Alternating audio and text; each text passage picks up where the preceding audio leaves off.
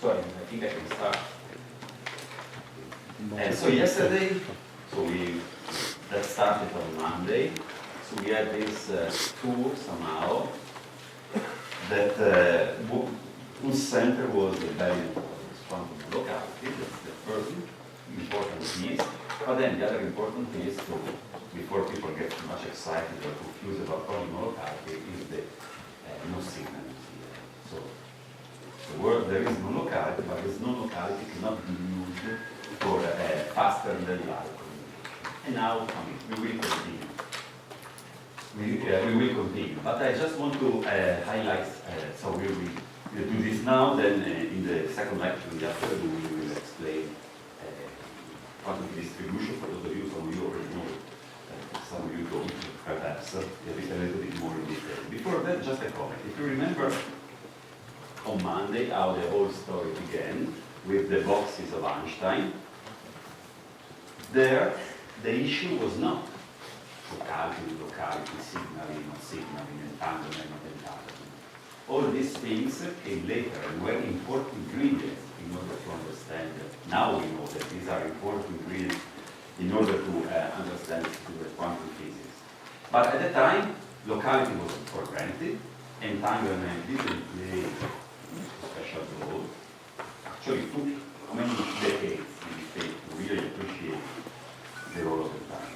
The issue was about completeness or incompleteness, no? If you remember the beginning of my first lecture on Monday morning. So, is a quantum mechanical description of reality complete or incomplete?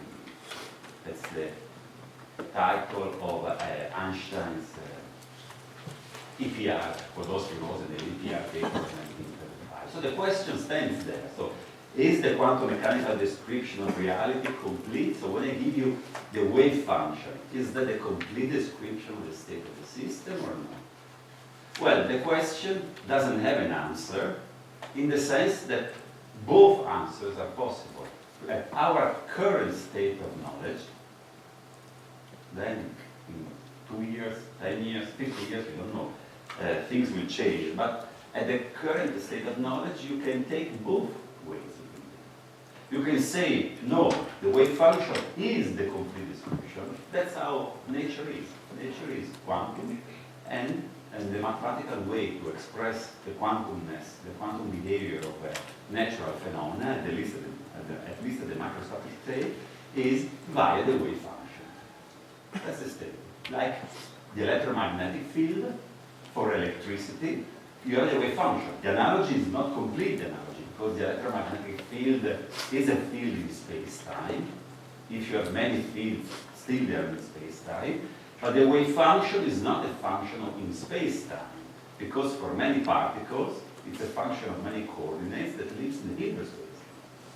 It's only for one particle that you have an analogy between Hilbert space and real space, for one spinless particle. But that's not the universe. The universe has many particles and it has spin. And so the wave function is in the Hilbert space. And so then, if you take this point of view, fine, so most people do that, but then you have to accept this, that you are telling that what is real, the way we describe what is real, but remember that a particle, so you have to accept two things. That when you speak of particle, you are misleading somehow, because there is the wave function. The wave function can diffuse. While if you speak of a particle, in your mind, you have in mind something that is somewhere in space.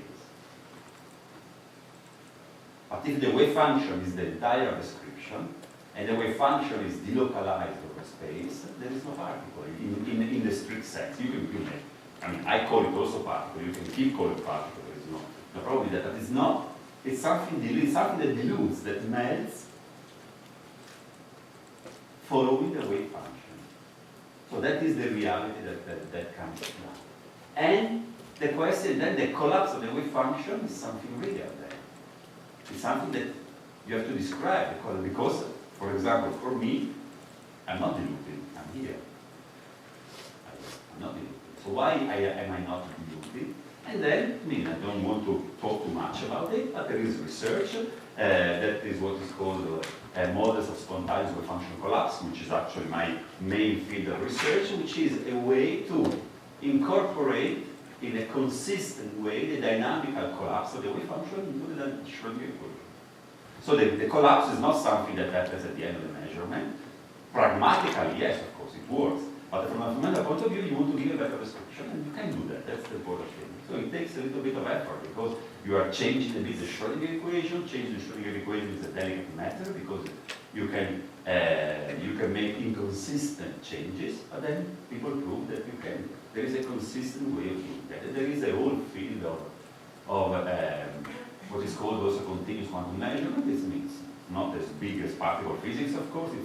It's a minority field of research, but it's a very well established field of research where you can play with the Schrödinger equation, modify the Schrödinger equation, and collapse the wave function and see what implication that has.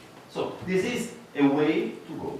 The quantum, the dynamic mechanical description, the wave function can be the complete description of the state of the system. But you can also go the other way. You can go. You can say also no. There is no experiment that disproves this way. You can say that the wave function is something, but it's not everything. There is more. And in particular, if you feel that particles are more or less point like always, and they move around, then you can build a theory out of that. A theory, a motion of point particles that move guided by the wave function. The analogy is what I already said on Monday, I think. It's like a surfer on the ocean.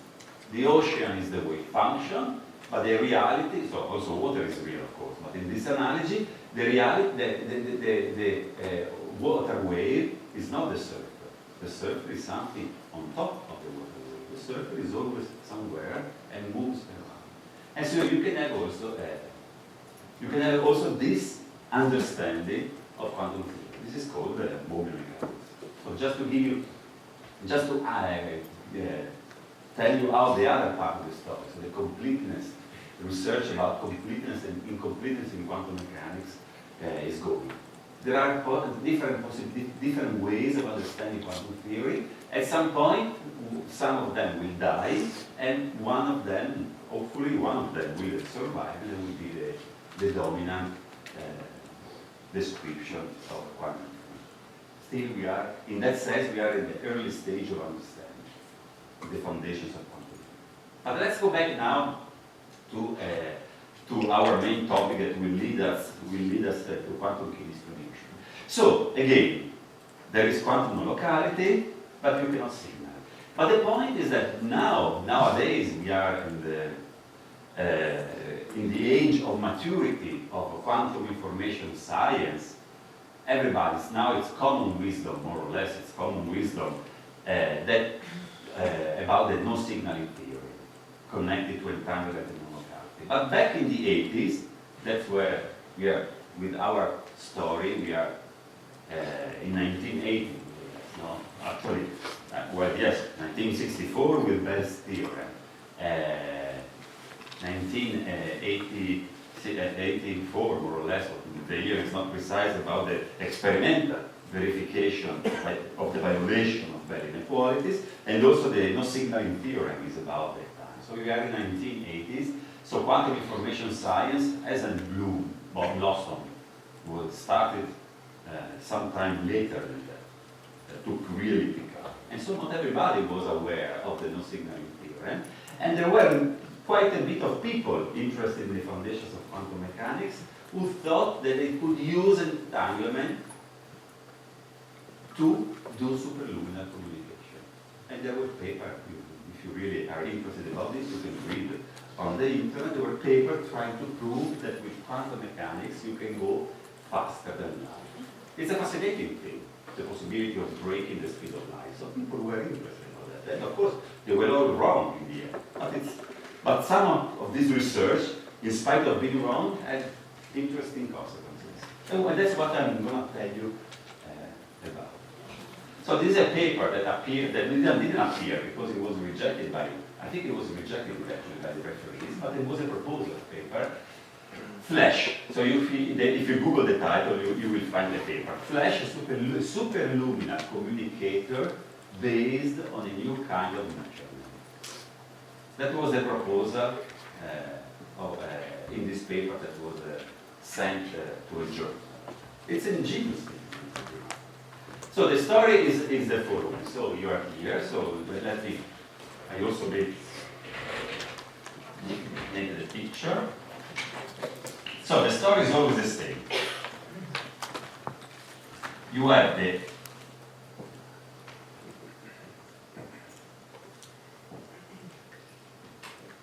the entangled pair of particles, single state is the simplest one. It's always the same story. When you talk about entanglement, there is always Alice and Bob sharing the entangled pair, and then you have to think that they repeatedly do this. They share one pair.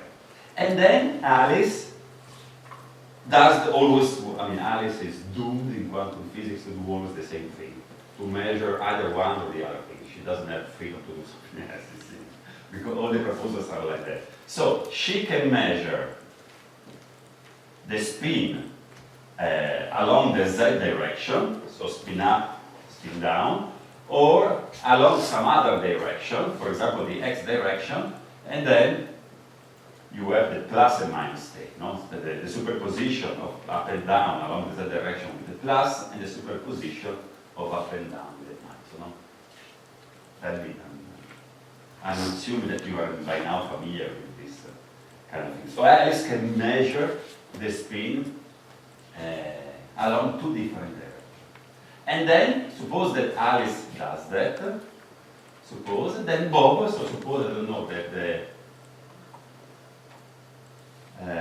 suppose that Alice does this type of measurement, then collapse of the wave function. If Alice measures per particle, does a spin measurement of a per particle along the z direction, the state at the end of the measurement will be 50% of the times spin up along the z direction, 50% of the time spin down along the z direction. And the same with Bob.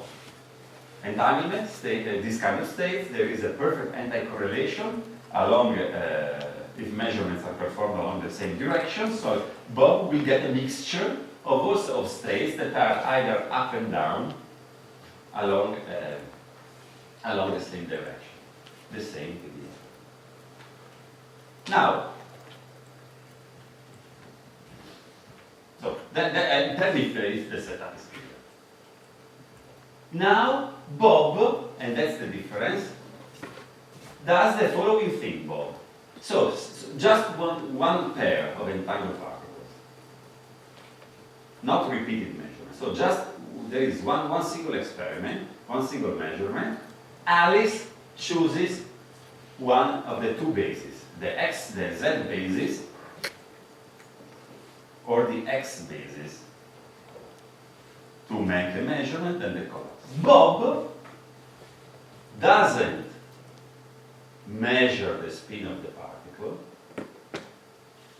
Bob, because Bob knows, I've heard something about the no signaling theory. Bob knows that if he measures the spin, he will not understand anything. No, there was the signaling, the no signaling theory.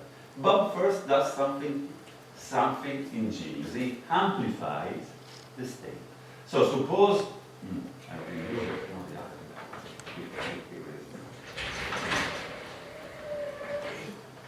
suppose that Alice makes a measurement of the spin along the z direction and gets the outcome spin up. Then Bob, on the other side, gets the spin down because they are perfectly correlated. Bob doesn't make a measurement, but first there is an amplification. So Bob amplifies in this sense the state with injecting some particles. Bob has a reservoir of particles, and he amplifies instead of so out of a spin down, he makes many spin downs. Or if Alice in the z measurement found the spin down along the z direction, then because of the anti-correlation, Bob will have the spin up along the z direction. The amplification goes.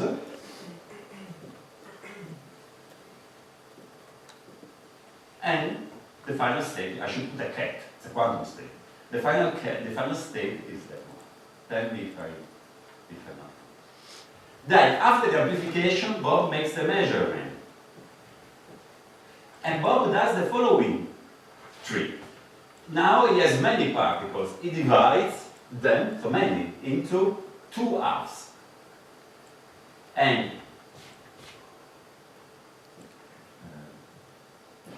half of them are subject to a spin measurement along the z direction, and half of them are subject to a spin measurement along the x direction. So if I take this system here, so if I take half of this part, they're all the same, so in the same state, so I take half of them, and if I measure them along the spin of them, along the z direction, what is the statistics that I get? Yes? So what is amplification for this concept? What is? Amplification. Well, I mean that you transfer the state, the same state, to many particles. Too many particles. The state of one particle is transferred to that of many particles. In that sense, it's amplification.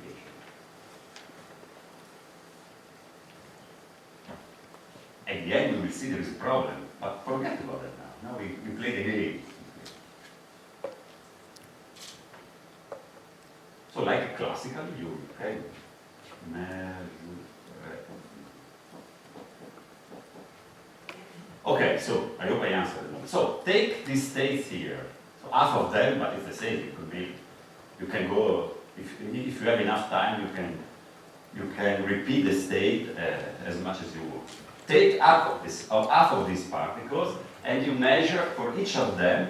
You measure the spin along the z direction. What is the statistics?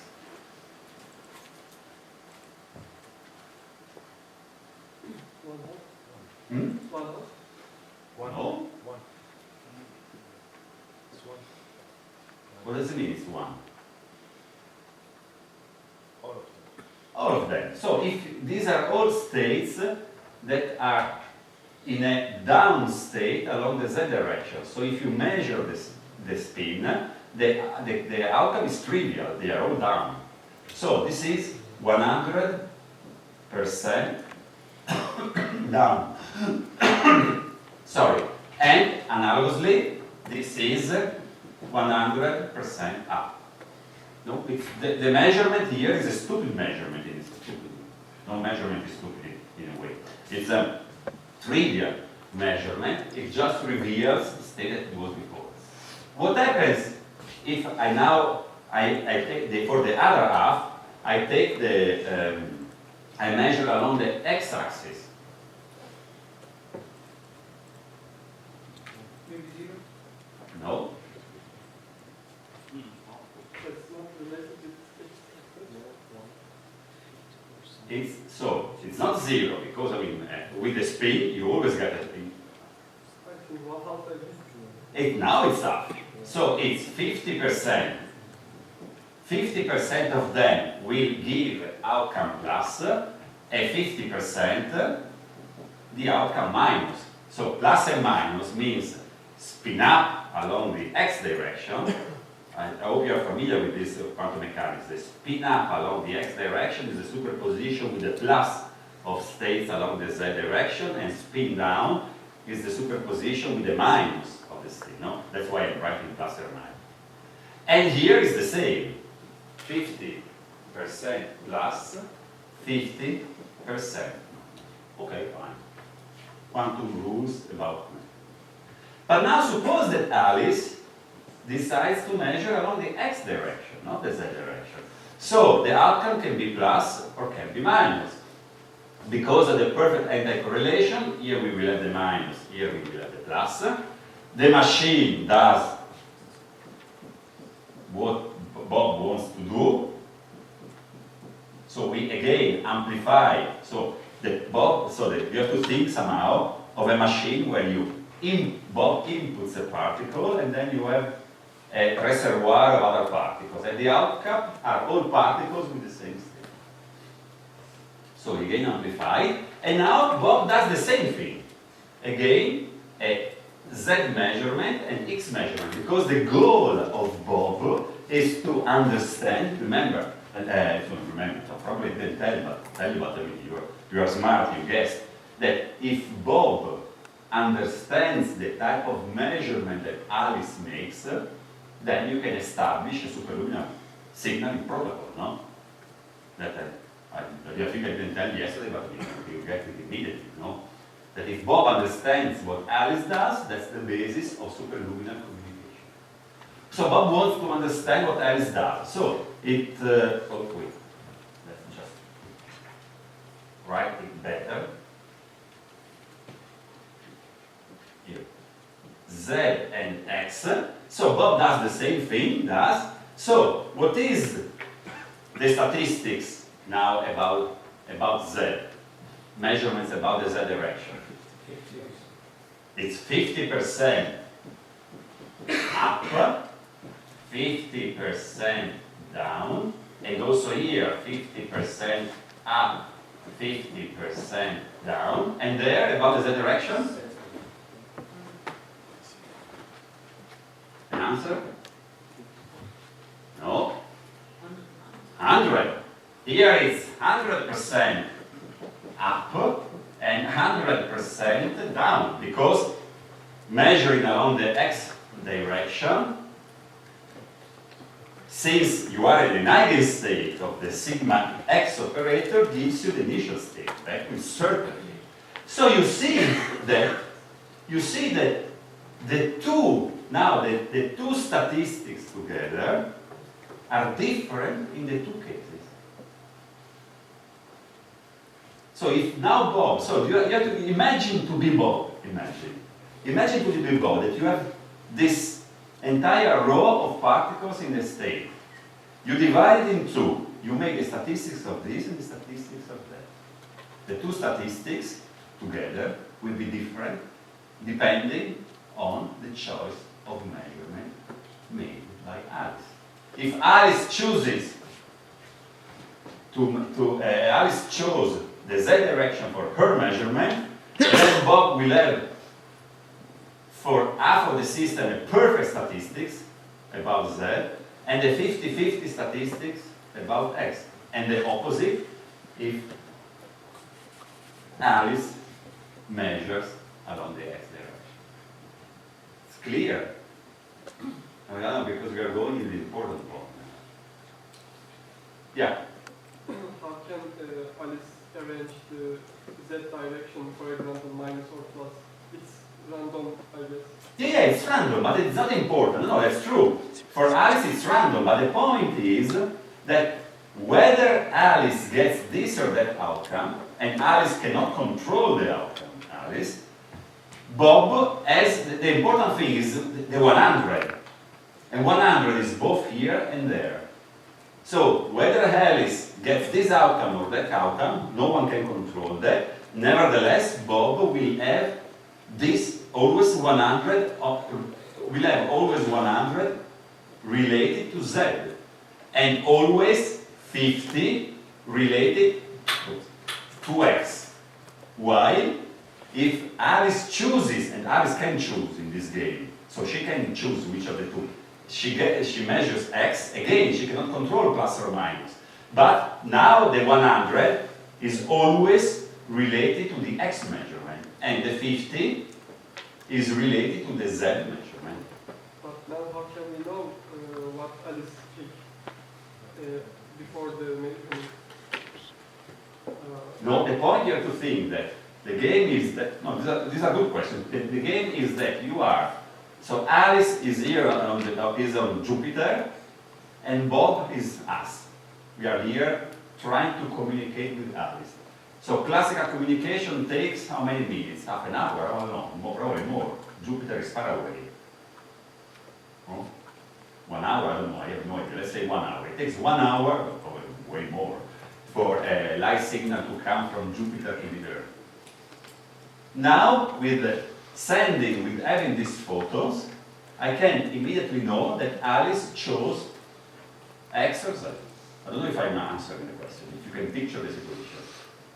So by this trick, by looking at the statistics of the photon, I guess it might be wrong, but it will never be 100%. I can never know. For example, I'm in Jupiter. I measured one photon, and it's always positive or negative.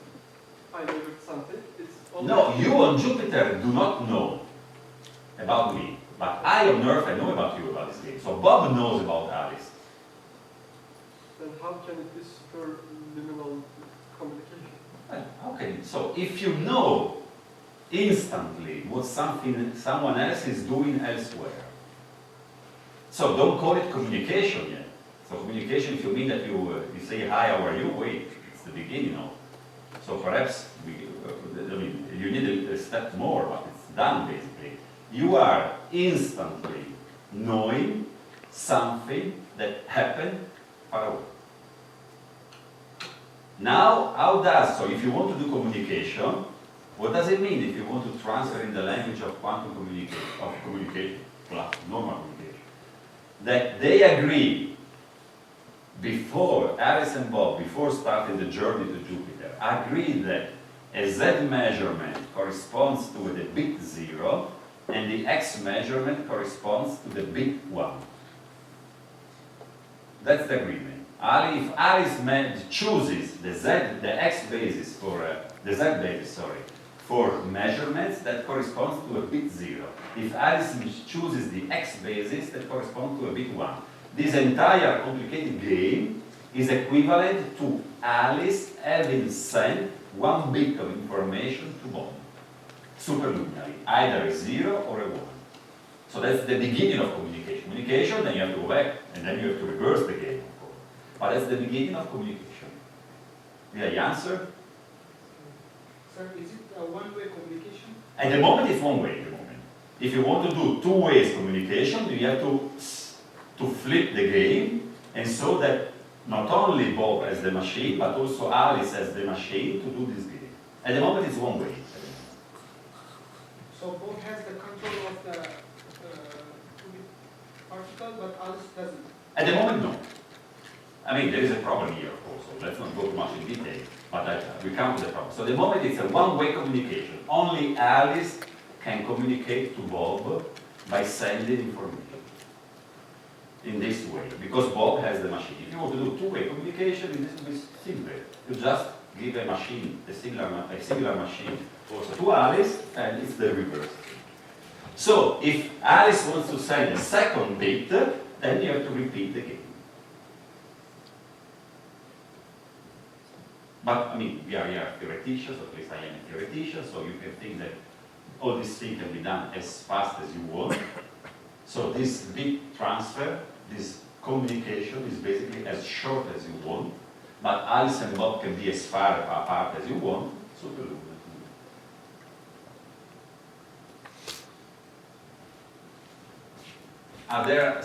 Is it clear, the game? Yeah, if there are no other questions, then I have the question for you. Are we happy with that? Let me just clarify something. Sure.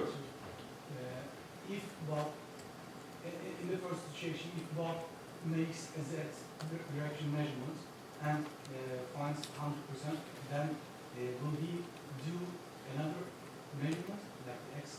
No? Yes, because Bob doesn't know which of the two. So he can, no, he doesn't have to actually. No, he doesn't have to. He can stick to the Z measurement only. Yeah, if the outcome is 100%, yes. Then he doesn't have to. Yeah, he doesn't. You're right. It's more powerful like that. But you're right. He doesn't have to do the X measurement. It's sufficient that he does a Z measurement, only a Z measurement, or only an X measurement, and he understands. Yes. Correct. So he will do one measurement if the outcome is 100%, and 2 measurements if the first outcome is 50%. No, doesn't have to. No. So suppose that. He wants to know the state of the. Yes. Suppose that. States, right? Yeah. Let me try this. If I answer. Suppose that this goes into 10 of them. So one particle, the state is amplified to 10 of them. So he has 10 particles, He measures along the Z. There are two possibilities. If Alice chose this basis, then you will see that all 10 particles have spin up, or all 10 particles have spin down along the direction. If instead Alice chose this way, this thing, then you will find that half of them will spin up and half of them, so 5 will spin up and 5 will spin down. Different statistics. That's sufficient for Bob to understand this thing. So, is it okay to do two different kind of measurements, one after another? No, it's okay, but it's not necessary. It's just to strengthen this equation, but it's not necessary. So these measurements are just for to understand what measurement Alice did. Yes, to understand what type of measurement Alice did. That's the whole point. The whole point of trying to do superlunar communication is, can I understand what Alice did? So this is the, if you want to do a superluminal, if you are hoping to do a superluminal signaling protocol.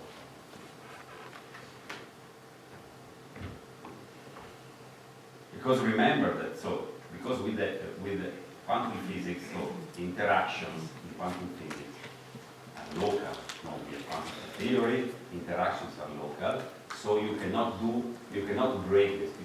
You cannot also here. We can't just, we are in camp, but we will learn something. But interactions are local, so you cannot use quantum theory to send a signal, a normal signal, like a particle, a superluminal particles don't exist in quantum theory.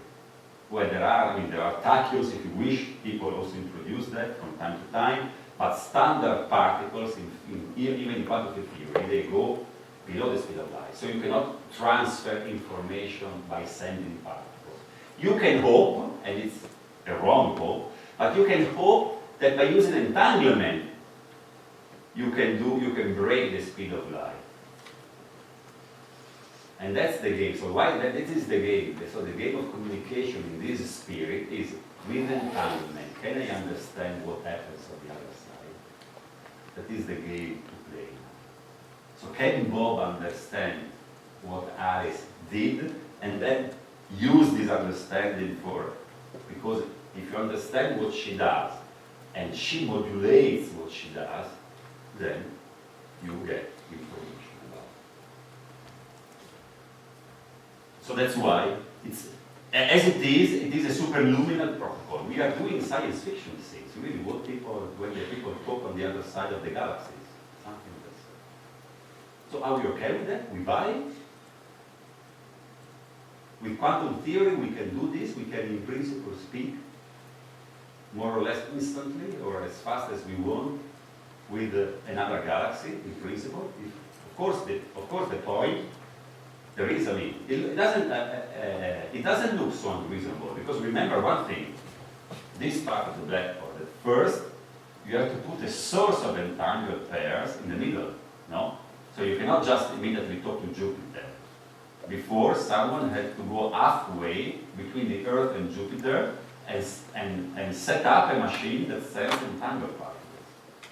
But then, after you have that machine, everything becomes superluminal.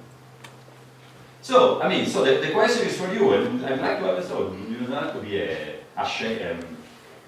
shy or whatever, worried about. So there are two things. If we accept the protocol, then we accept that we can do faster than light communication. So it's just a matter now of all the defense agencies in the world to run and use this prop machine for conquering the world. Or if you don't buy that, then you have to tell me why, not just because it cannot be possible. It's not sufficient. That's the beginning. But then we have to go to understand why it's not possible.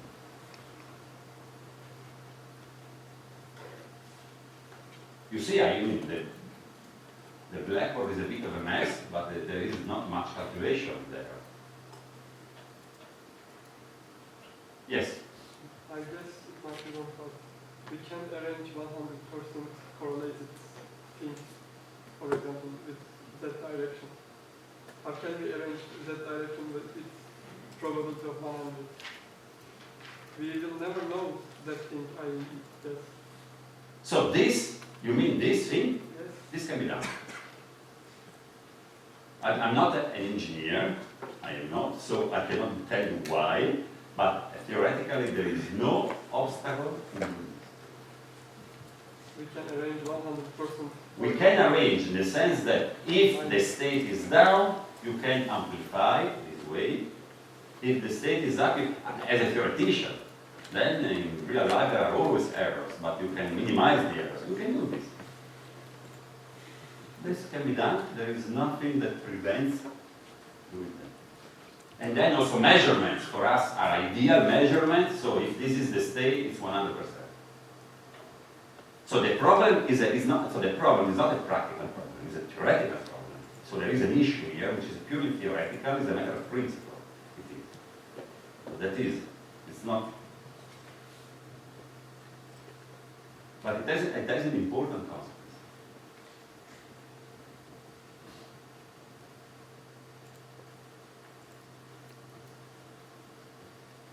Sir, the multi-layer Staggernath experiment comes to my mind, in which perpendicular directions, measurements performed in perpendicular directions change the statistics in the other direction. So if we make a measurement, for example, on Z and we get a 50-50 statistics, can we know 100% that the X measurement will come 100% because the perpendicular measurement?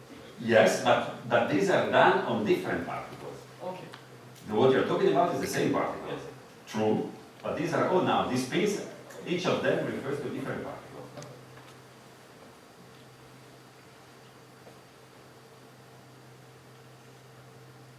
Yeah.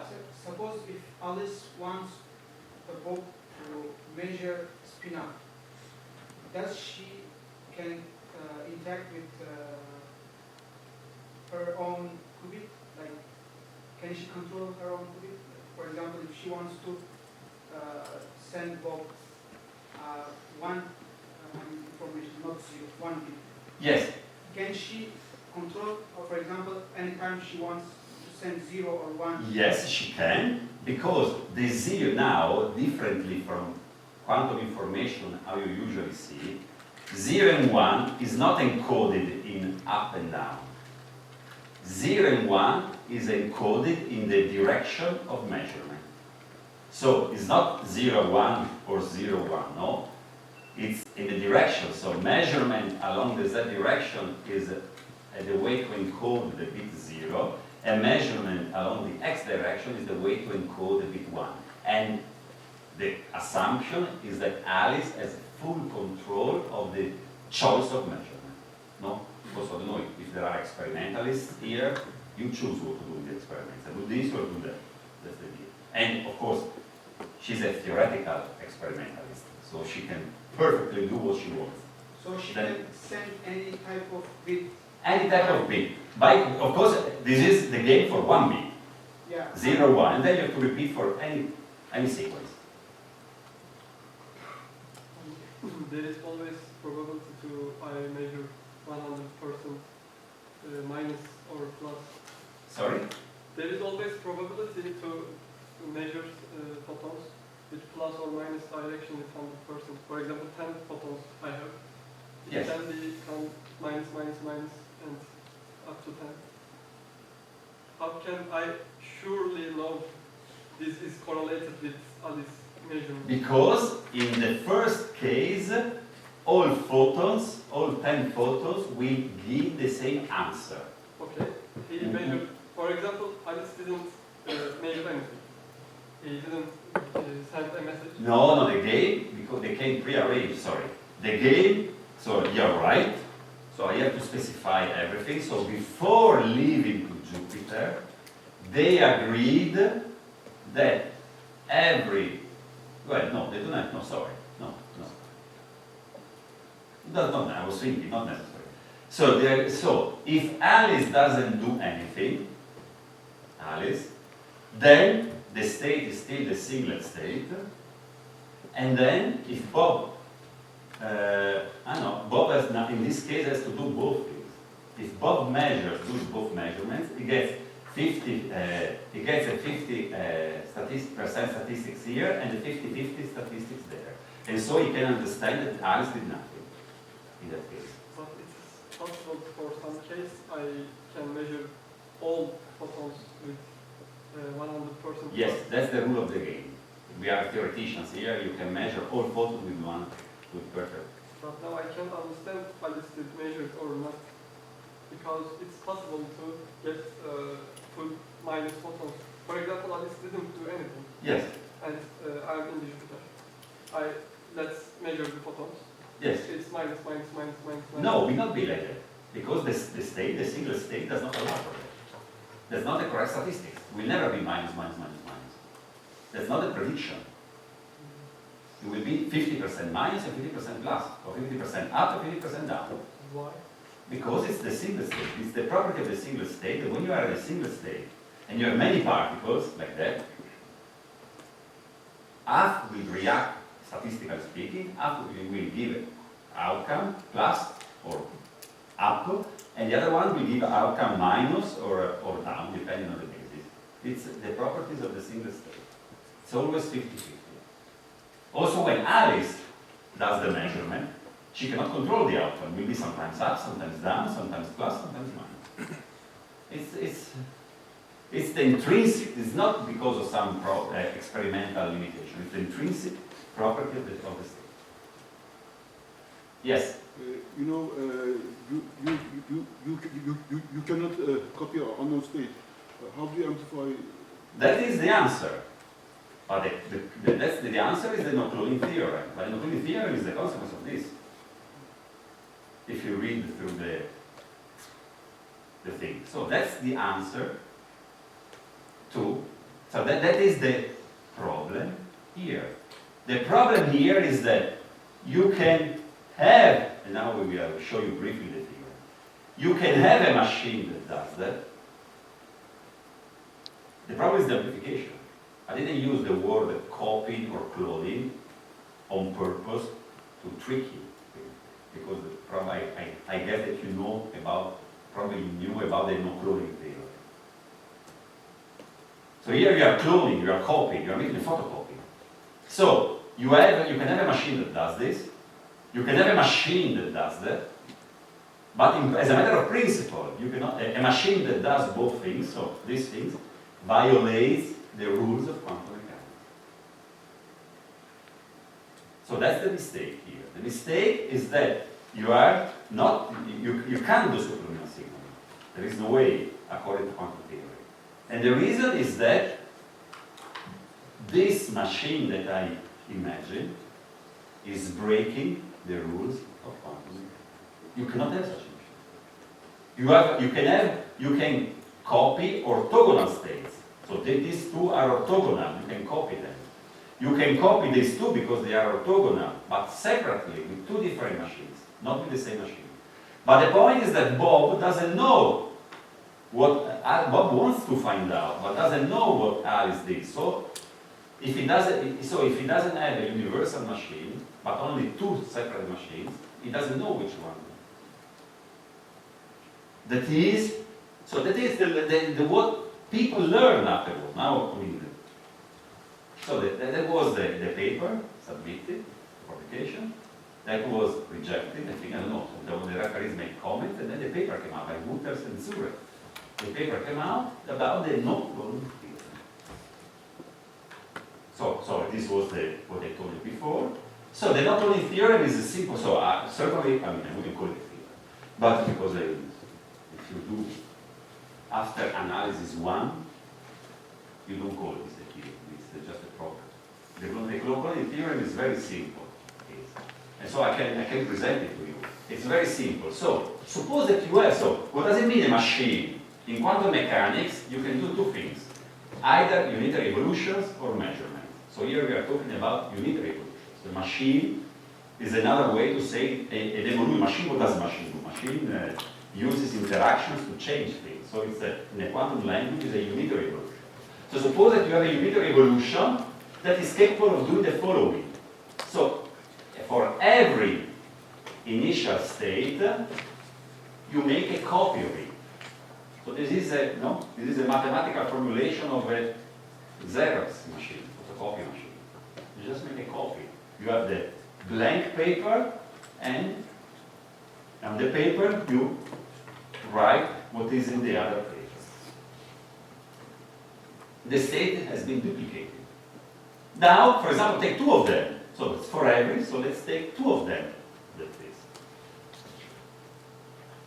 And now that's the end of the theorem. If you compute the scalar product of psi 1 and psi 2, you just insert an identity, because these states are supposed, let me get the cap here, are supposed to be normalized. So you insert an identity.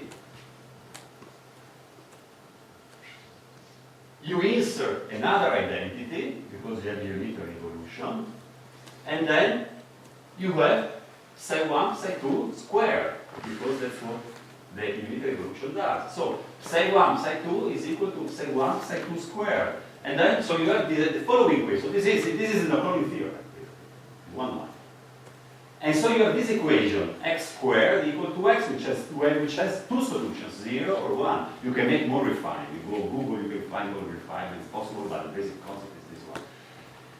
x1, x is 0 or 1. What does it mean that x is 0? This is x. If x is 0, it means that the two states are orthogonal. If x is 1, it means that the two states are the same. Of course, there is a phase, but the same. And that's the theorem. So you can use a machine, a quantum machine, to copy two or more, of course, here we're talking about two or more orthogonal states, but you are not capable of copying two non-orthogonal states, or more orthogonal states. And in the game before, now I will go back to, to the flash machine and see why it doesn't work. But this is the non-cloning theorem. Deserves, mathematically speaking, doesn't deserve the name theorem, but from the consequences it has, it deserves the name theorem. For two reasons, a good one and a bad one. The bad one. The non-cloning theorem is an important limitation to quantum computation.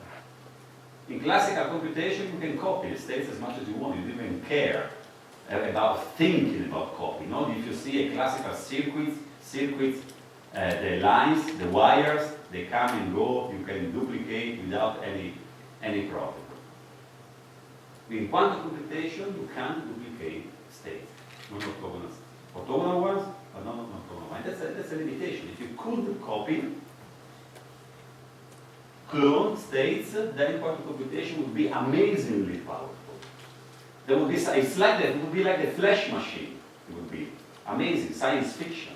Everything, all the problems in the world will be solved immediately. Quantum physics is good, but not that good. That's the negative side of the story. There is a good side of the story. The non-cloning theorem is an important piece, we will see by now in the afternoon. It is an important piece, a crucial piece for the security of quantum key distribution. So that's the importance. I mean, there are more, so I'm not a full expert of quantum information theory, probably he knows even much more than me. Other possible applications of this. Okay, so this is why the flash machine does not work, because suppose that you engineer the machine in order to copy these states, so this you can do in principle. This is not a problem. Then, because at the end of the day, it's a matter of unitarity, but you can boil it down to linearity. If it does this, then by linearity of quantum physics, it has to do this. The plus and the minus states, which are superposition of up and down, cannot go in a sequence of plus and minus. But they will go in the superposition of a sequence of up and down, or a sequence of up and down. So you see, here I wrote this. No, if the machine does this, by linearity, it cannot do this. It has to do that.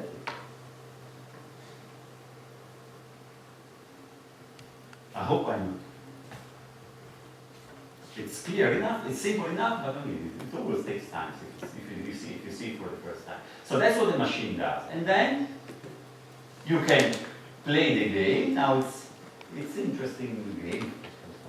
If you like to play with quantum mechanical rules, that if you let me see that if you